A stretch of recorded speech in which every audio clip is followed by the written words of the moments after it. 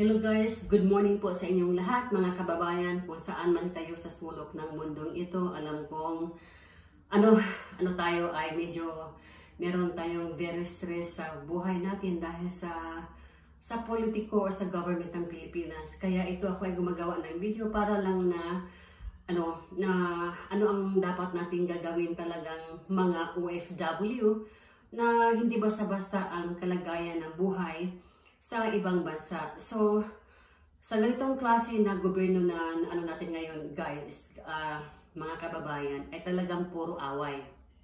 Dahil sa away na yan, ang pinag-aawayan lang talaga ay pera.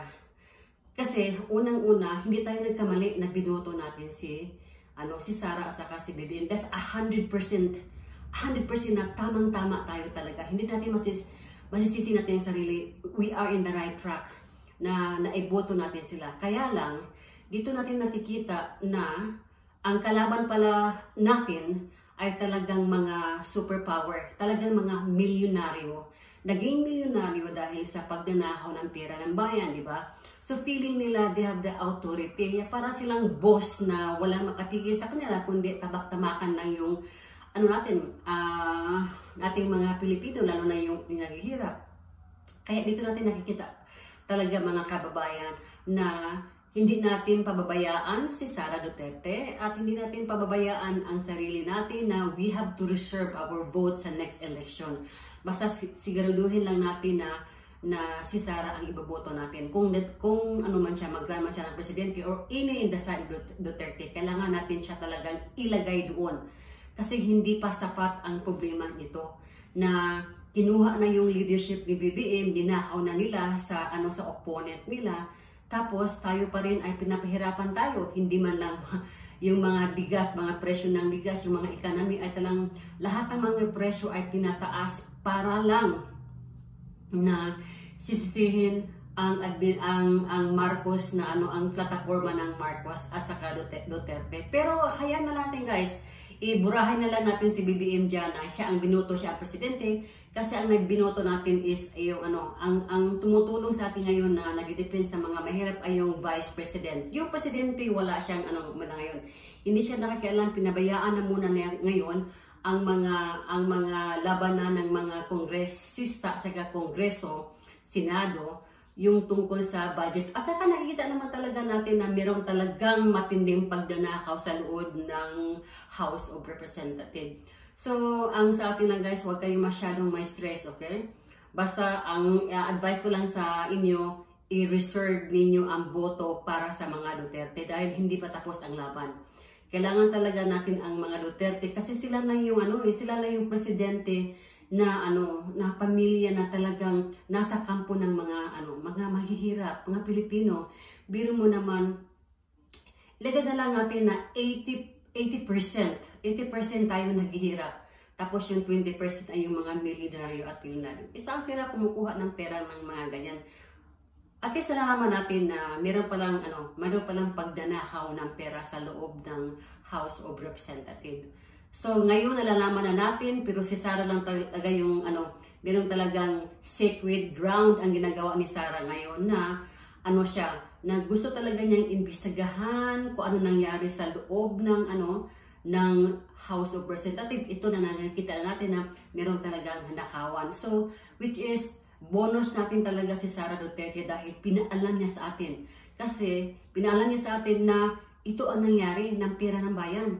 Kung saan napunta lang pala sa bulsa ng mga senado, sa mga kongresa. At saka hindi lang nasa loob ang pagdanakaw guys. Ang pagdanakaw, hindi lang nasa loob pati sa mga sa mga agency. Ang mga agency kumukuha din sila ng percentage na pera kung anong budget na nilalagay nila doon, kumuha din sila ng pera. Yung pinaka-top officials so yung under nilang mga tao, medyo alam na nila na naluloko din sila. So pati yung sa education naman, yung mga teachers naman, yung mga sweldo, yung mga allowance, yung para sa mga classroom, yun ang mga concern na hindi natutupad. So ibig sabihin, kinukurap din yung mga sahod nila. So very big bonus natin si Sara Duterte kasi nasa sacred ground siya. Tapos yung mga kalaban niya, ilagay na lang natin ay sila yung mga satanas na talagang hinihigop nila yung dugo ng mga tao para para lang in the name of money na pinapayamanin ang sarili nila. So guys, ito lang po ang masabi ko ngayon sa video na ito na parati nating iisipin na walang ibang mag-defend ng mga tao kundi si Duterte lang. Yung 32 million, sana madadagdagan pa yan na iboto natin kahit sinong, kasi malayo pa yung election eh. Diba? Pero sa mga kongreso, saka congressman, isiguro natin na Duterte, sa kampo na Duterte at talagang iiboto. I-recommend, kasi ito ang recommendation ko guys, dahil sila nung talagang presidente na nasa sa side ng mga tao. Kasi nakita mo naman bawat pa presidente dyan, yung mga performance nila, nakikita mo ba, hindi mo ba napansin na puro bubbles na lang? Puro yung bubbles na pabula lang sila, tapos ano ka na parang hypnotize ka na, yung bang wala ka na masasabi, yung bang nga ka na lang sa oya, di ba?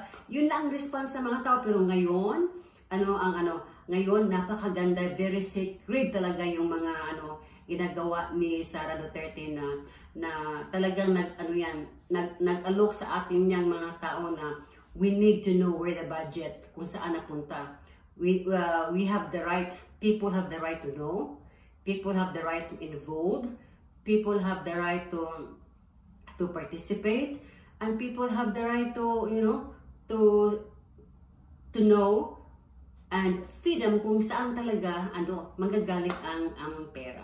So guys, ito lang talaga ang natin, ang panlaban.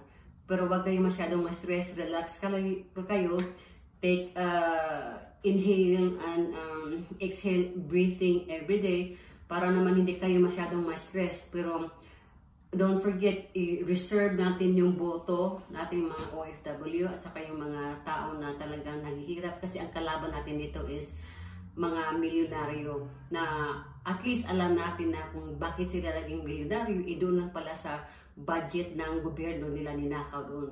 Tapos feeling authority sila na they have the right to control everything, pati economy, pati mga presyo.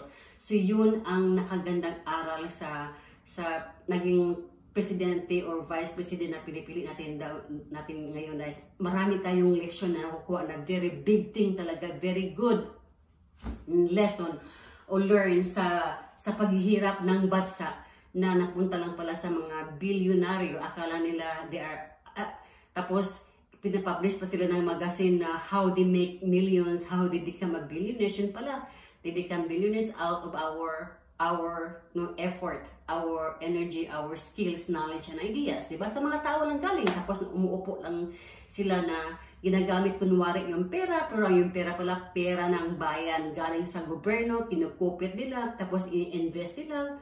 Mga ganyan lang guys. So very good learning talaga ang nakukuha natin sa gobyernong ito. So ito lang guys, ang masabi ko sa inyo na reserve your vote. Pagkalinya ni Duterte, kailangan natin ipinalo sa next election. Kung mayroong election yung mga Senado, yung coming yung sa next year, mayroong election, Duterte talaga tayo. Ilagay natin ang mga Duterte sa talaga sa Malacanang. Kasi alam mo yung pagsubok ngayon, yung mga masakit na pagsubok natin na alalang sa ating mga tao. Kasi itong ito talagang mga mayaman na ito na at least alam na natin na ang nakawan ay doon. Kasi since yung mga pink nila o nakaupo, hindi mo nakikita, di ba? Hindi mo nakikita nga meron silang ninakaw dahil nga bubbles nga yung mga kwento nila. Alam mo yung sistema ng Satanas, yung mga evil or mga demons, di ba? Akala mo sila yung perfecto, akala mo sila yung magaling, sila yung very professional, pero underneath pala yan sa mga nila, yung feelings,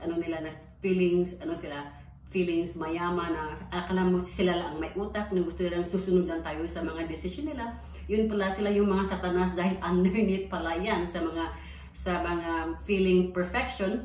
Ay puro pala mga kasinungalingan, pagnanakaw, sila yung tumitira ng mga tao, kung sino yung against sa kanila ay pinatahimik nila. Sila yung mayroong mga ganyan. Tapos dinidestroy nila yung mga tao na kung in favor ka talaga sa kontra nila, ay talagang binabanatan ka kasi parang masakit sa kanila na mawalan sila ng boto. So guys, hindi pa tayo tapos ang laban ng mga gobyerno to. Kailangan natin ito ng pagkakataon na iboto pa rin natin kung sino sa mga Duterte ang mananalo, dahil talagang worth it talaga pag ang mga society is ang mananalo, hindi yung mga bilyonaryo. Dahil isipin natin ha, government is made for the people. For the people, for everybody. Fair treatment.